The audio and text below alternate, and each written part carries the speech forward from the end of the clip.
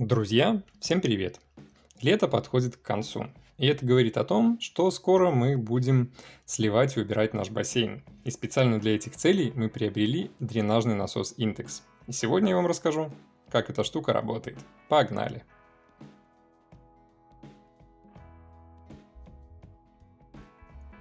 Лето пролетело очень быстро, мы очень классно провели время в нашем бассейне, который поставили в теплицу. Поэтому, если вы смотрели наш предыдущий ролик о том, как мы построили себе теплицу, честно скажу, всем советую, тема просто мега супер. И в этом каркасном бассейне, как и в любых других каркасных бассейнах, есть специальное сливное отверстие, чтобы слить этот бассейн, но у него есть нюансы. Не знаю, почему так делают, но на данных каркасных бассейнах, будь то прямоугольные, будь то там круглые каркасные бассейны, не столь важно, эти сливные отверстия находятся не у самого дна. Если вы посмотрите внимательно, то обратите внимание, что сливное отверстие от самого дна находится примерно в сантиметрах 5. И когда мы начнем сливать бассейн, стенки еще немножко сложатся, и в бассейне останется очень много воды, которую в дальнейшем придется вычерпывать. Там реально остается полтонны, не меньше. Помните наш старенький бассейн? Мы его не выкинули.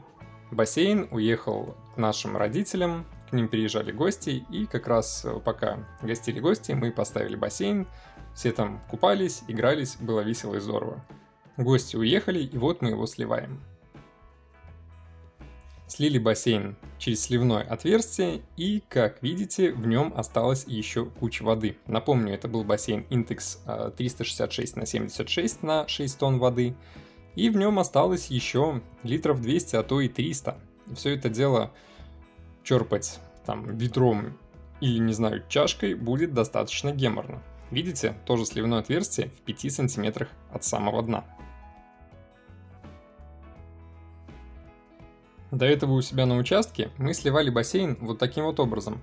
Аккуратненько, самотеком, по трубочке, до самого конца пытались все это дело оттуда высосать, вода сливалась, потом мы поднимали дно, все больше, больше и больше, сгоняли воду в одну сторону, и таким образом мы его полностью в ноль сливали. Но это не очень удобно, если честно.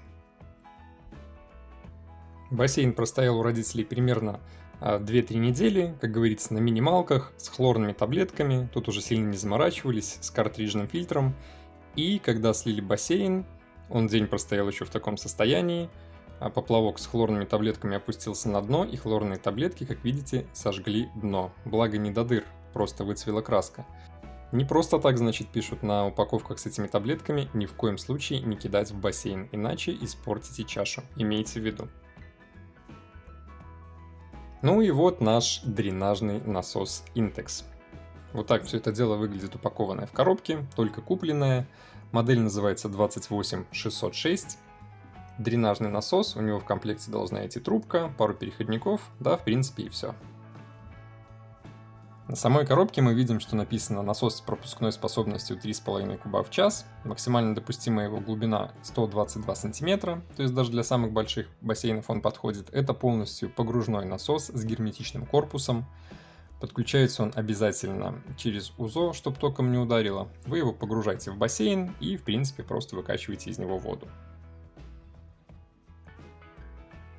Вскрываем коробку. Внутри нас встречает сам насос. Выглядит все это дело вот так. Он засасывает воду с самого низа, то есть вы его ставите на дно, и все, и он с самого низа начинает вычерпывать в себя, засасывать эту воду.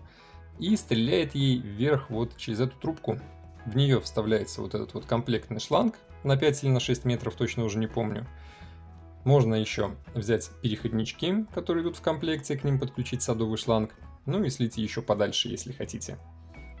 Да и все. Больше здесь в комплекте, кроме зажима и такого вот переходничка на садовый шланг и инструкции, больше ничего нет.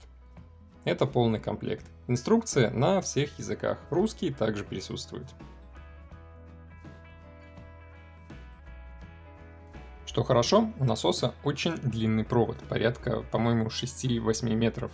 И это очень удобно. То есть его можно подключить где-то далеко, даже без всякого удлинителя.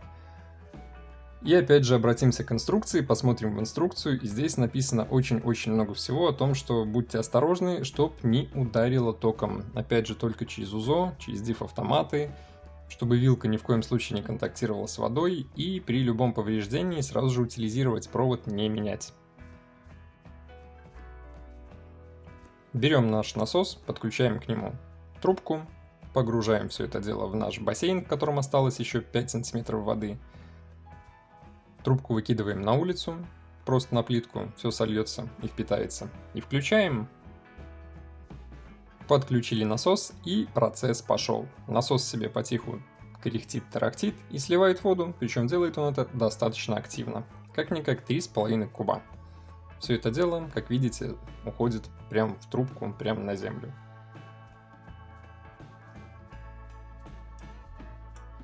Насос делает абсолютно то, что от него ожидаешь. То есть никаких вопросов. При этом, как видим, вроде как где-то он хватает воздух, потому что в трубке все-таки присутствует завихрение воздуха. Хотя стоит он на самом дне, тоже странно.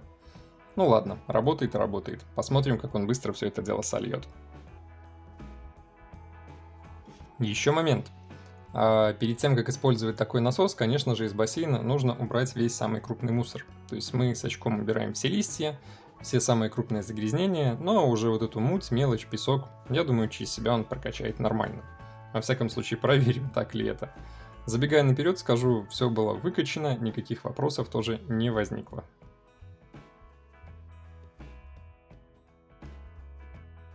Все эти оставшиеся 5 сантиметров воды насос выкачал примерно за 20-30 минут.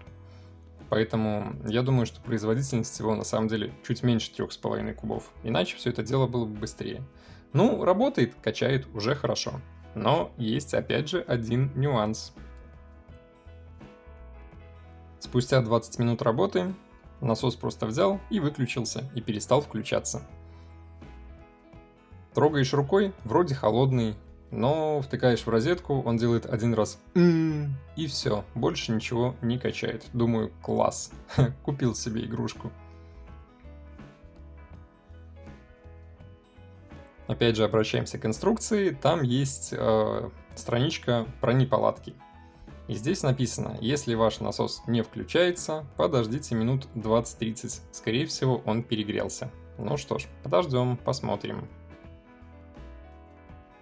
И да, действительно, через 20 минут он снова включился и точно так же бодренько продолжил качать воду дальше.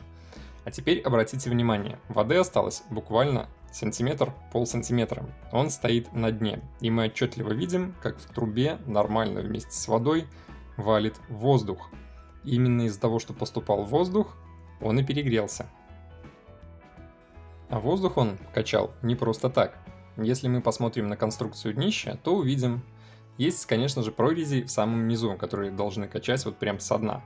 Но кроме них, по кругу в корпусе есть еще 4 полоски, 4 отверстия. И когда воды уже меньше, чем полсантиметра-сантиметр, он начинает именно этими отверстиями активненько хапать воздух.